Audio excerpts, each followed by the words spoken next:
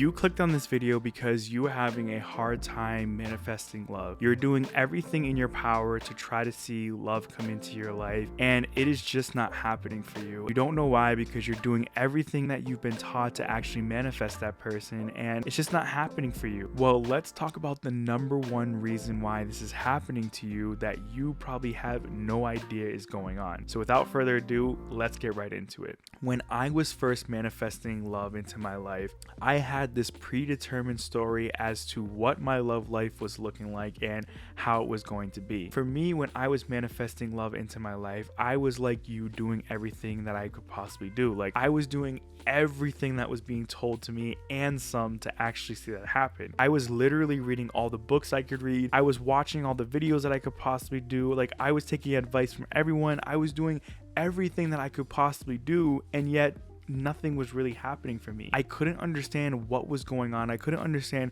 why this was happening, and it was so frustrating because I was doing everything I thought was right. I was saying my affirmations to myself. I was doing meditations. I was writing out the person that I actually wanted to see in my life and the love I wanted to experience. I was trying to actively feel those emotions as best as I could, but like nothing was helping me, and I couldn't understand why, until I changed one thing that was a game changer that I didn't even know was happening for me. See, not a lot of people talk about this when it comes to manifesting love or manifesting anything, honestly, in that we have a story that we're telling ourselves constantly.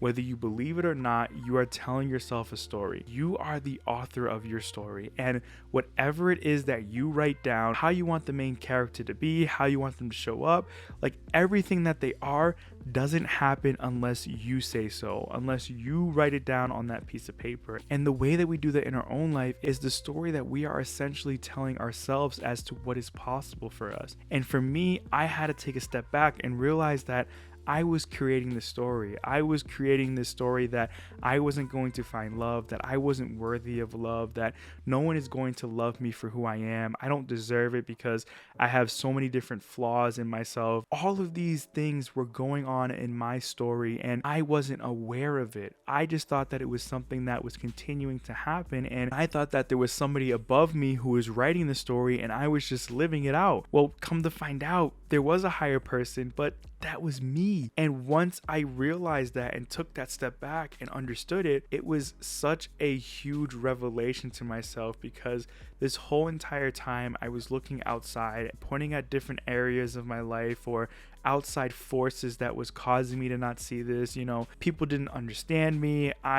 This and this happened, like all these different things, pointing the fingers at everybody else but the main author of my own story, and that was me. And I had to be real with myself. I had to understand that I was telling this story that I wasn't going to be able to find love, and the universe was reflecting that same reality to me. That's what the universe does. It is going to give you whatever it is that you are actively manifesting, which is based off of the emotions, the thoughts and beliefs that you are having, and the story that you are creating for yourself. This was why when I was trying to utilize all the different methods and techniques and different things that I was trying to utilize to actually manifest that love into my life, they weren't working, because I was operating from the main character rather than realizing that I was the author. And when I switched that role and realized that, I was allowing the author of the story, which was me, to just go on autopilot and to continue to write this story that I didn't no longer want in my life, I had to then make a choice to switch those roles. I had to look at myself and say, do I want to continue to just be the main character, or do I want to be the own author of my story, who is able to express how they want that story to be and turn out and to be told, and to be able to experience that through that main character? Like, we are both one, but I was only operating from one standpoint, and that was the main character, who was just at the mercy of this person above me and waiting to see what story they were going to write for me next. This was such a big step for me. It was such a big relief, because I realized that, I could actually control how I wanted my life to show up. I can control how I want the story to be created, in the sense of seeing that person that I love and adore come into my life, and to experience that love that we both are worthy and deserving of. It wasn't easy. It was tough. It was a lot of different back and forths and things that I had to work through. But the more that I took one step each day into changing that story and the narrative that I am the actual author, not just the main character, I then began to just see so many things shift for me.